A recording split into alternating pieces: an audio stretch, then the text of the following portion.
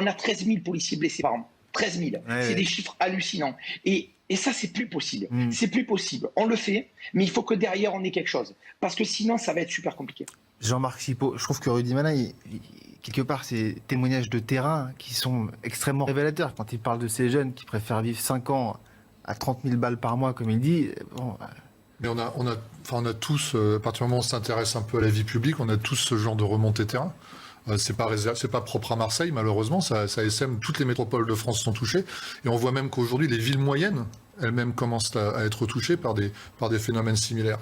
Alors moi, j'ai pas aucune compétence policière, je le précise de suite, mais si on essaie de prendre un peu de hauteur, effectivement, on s'aperçoit que la première urgence, c'est quoi? C'est qu'à partir du moment où la police fait des interpellations, il faut que derrière, elle puisse être traitée. Je prends un exemple que je prends souvent parce que ça permet de faire un pas de côté.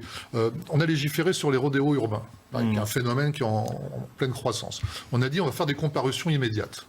Donc les policiers arrêtent, quand ils peuvent, ils arrêtent les auteurs des rodéos urbains, ils les présentent en comparution immédiate à la justice, et là vous avez un tel engorgement que plus rien ne se passe. Et derrière, en plus de ça, la justice est obligée de payer la fourrière.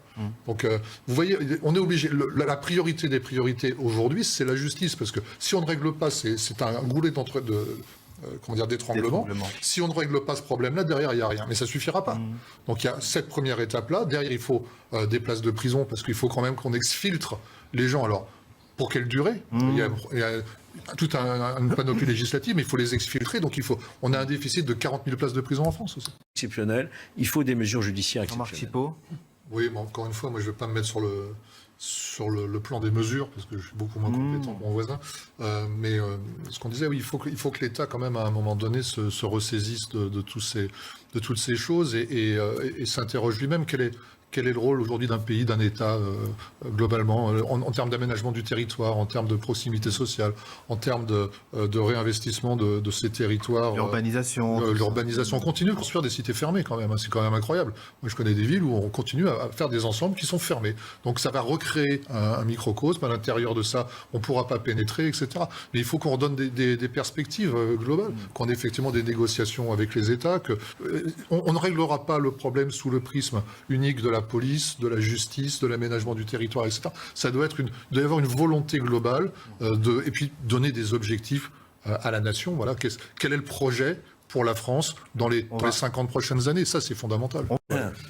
Oui, c'est un peu là où je voulais en venir. Vous avez des gamins qui sont condamnés à 10, 20, 30, 40 fois et qui, avant que la procédure ait fini d'être tapée, ils sont déjà ressortis dehors. Ça, c'est la première chose. Donc, c'est un préalable. La police, la justice sont deux investissements préalables. Ensuite, effectivement, tout ce qu'on a dit, c'est juste. Mais il y a un volet qu'on n'a pas encore abordé. J'ai déjà abordé à plusieurs reprises. C'est le volet du marché en lui-même, de la consommation, c'est-à-dire qu'aujourd'hui... Consommateur, c'est-à-dire qu'aujourd'hui, j'ai déjà pointé ça du doigt plusieurs fois, on a encore cette image de cannabis récréatif, de joint festif.